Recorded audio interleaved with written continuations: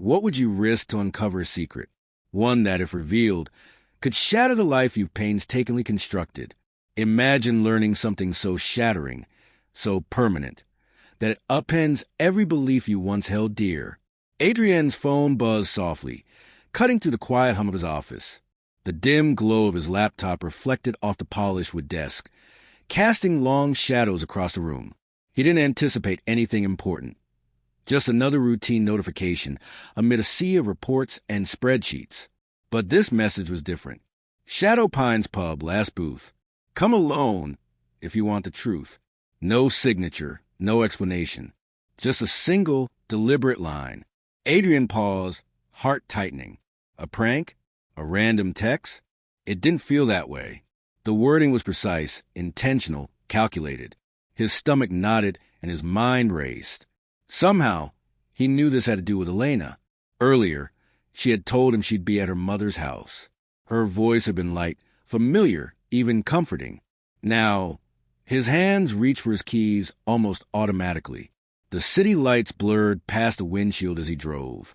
Memories and dread intertwined as he approached Shadow Pines, a place once filled with laughter, clinking glasses, and quiet celebrations. Now, it loomed ominously, a stage set for betrayal. He parked a short distance away and slipped inside through a side entrance. The pub buzzed with warmth and chatter, glasses clinking softly. His gaze swept the room until he saw her. Elena sat bathed in soft candlelight, leaning toward a man Adrien didn't know. He was composed, polished, confident. Their interaction spoke volumes. Her fingers tracing his hand, her laughter drifting across the table. Then she kissed him. Not a fleeting touch, but a long, intimate kiss. Adrien didn't flinch. He simply raised his phone, snapped one photo, and slipped out.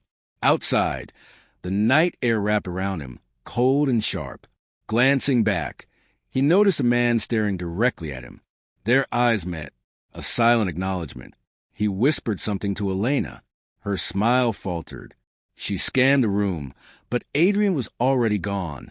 The entire encounter had been orchestrated, a trap that he had walked straight into.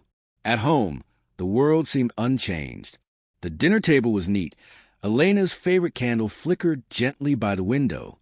But Adrien felt a fissure inside him, a fracture in everything he believed.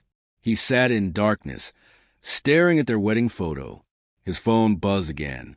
A message from Elena. I'm filing for divorce. All communication will go through our lawyers. No remorse. No explanation. Just a cold, precise end. Adrien didn't respond. He didn't scream or beg. He absorbed it quietly, letting the reality settle. By morning, he had hired a lawyer, Miranda Holt, sharp, exacting, and unyielding. He handed her everything. The text, the photo, financial records, every fragment of evidence he had. He acted decisively. Elena's access to shared accounts was revoked, passwords changed, cards canceled. Not out of revenge, but necessity. Within days, her attorney, Derek Vance, demanded financial reinstatement. Miranda replied with surgical precision, attaching Elena's own messages and clearly outlining boundaries. Elena's story painted her as a wronged, confused wife.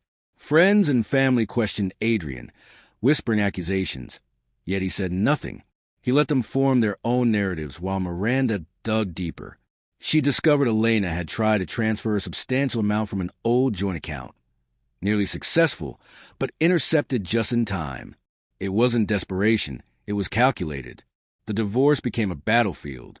Elena claimed emotional neglect, suggesting Adrien's attachment drove her to another. But Miranda countered with the facts. The photo, the messages, the attempted financial manipulation. The evidence was undeniable.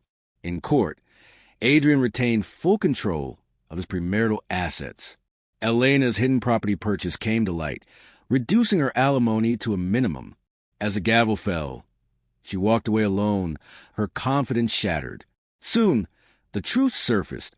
The man at the pub was Marcus Vane, a manipulative advisor known for exploiting private lives.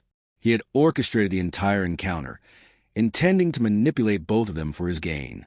But Adrien hadn't played his game. He didn't celebrate or gloat. He didn't seek vengeance. He moved forward, transformed, not angry, not bitter, just aware. The pain lingered, but clarity remained. Adrian hadn't lost his life. He had simply shed an illusion, and sometimes seeing clearly is the greatest victory of all.